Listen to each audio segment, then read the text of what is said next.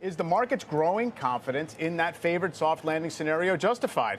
And just how big are the Fed stakes for the fate of the bull market? Let's ask Adam Parker, Trivariate Research founder and a CNBC contributor. So, Adam, market trying to look through maybe some of the signs of weakness in the consumer last week. We've rebuilt toward those record highs. Valuation, more or less toward the highs. 12-month forward earnings forecasts continue to rise. I guess you could see that as a reassuring sign or a source of potential risk. So how are you reading it all? I think it's pretty inconsistent. I feel a little bit more tortured than any time in the last couple of years because you can't have an economy that requires the Fed to cut rates several times. Right now, 8 cuts are implied in the next 12 months, 8.5. You can't need that and then also not have any impact on U.S. corporate earnings. So the bottom-up numbers, as you point out, the 2025 numbers are a tiny bit higher today than they were on January 1st. Yeah.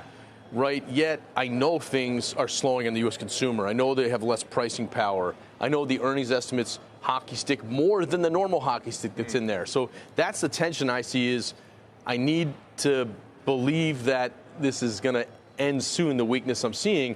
And I think the risk really starts on October earnings season, the guidance for the January, the Q4, the January season. So I think it's the kind of maybe sell the news, on the Fed stuff a little bit until I get that next sort of round of confidence that it really is going to be accelerating in 2025. I guess the devil's advocate response to that would be just because the Fed funds futures market is positioned for 2 percentage points of cuts, it first of all doesn't mean that the economy absolutely needs them.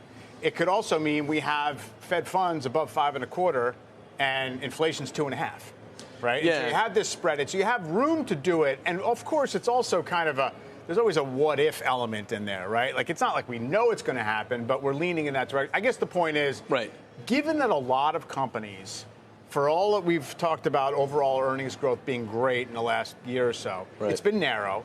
A lot of companies are kind of flattish in terms of total profitability over the last couple of years, and are they just getting some relief?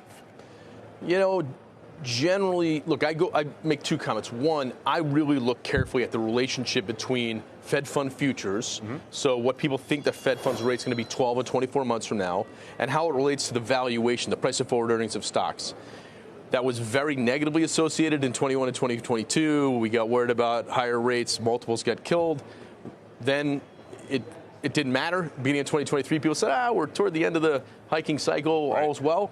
Now we're a little bit in this weird situation where the correlation between lower rates and lower multiples looks positive. It's actually reversed some.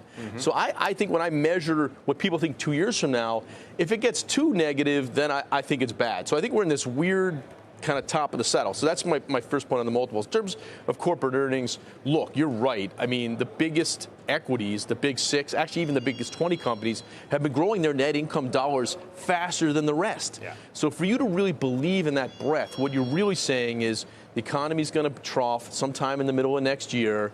You want to be, usually equities are 3 months anticipatory. Let's say you're anticipating the other people, so you're 6 months early.